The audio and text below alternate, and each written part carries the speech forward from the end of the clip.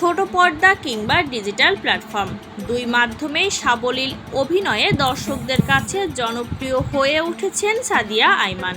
অভিনয়ের পাশাপাশি সামাজিক যোগাযোগ মাধ্যমেও বেশ সক্রিয় এই অভিনেত্রী। সমসাময়িক নানা বিষয় থেকে শুরু করে সংবেদনশীল ইস্যুতেও নিজের মতামত স্পষ্টভাবে তুলে ধরতে দেখা যায় তাকে।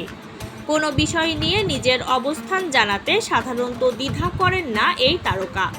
সম্প্রতি বাংলাদেশ সড়ক পরিবহন কর্পোরেশনের নতুন উদ্যোগ মহিলা বাস সার্ভিস নিয়ে সামাজিক যোগাযোগ মাধ্যমে নিজের অবস্থান জানিয়েছেন সাদিয়া আইমান।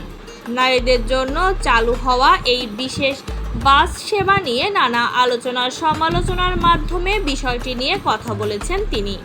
সামাজিক যোগাযোগ মাধ্যমে এক পোস্টে অভিনেত্রী লিখেছেন, সমস্যাটা গোলাপি বাস নিয়ে নয়, সমস্যা হলো আমরা বাঙালিরা এখনও সফল ও সুখী নারীদের সহজভাবে মেনে নিতে পারি না।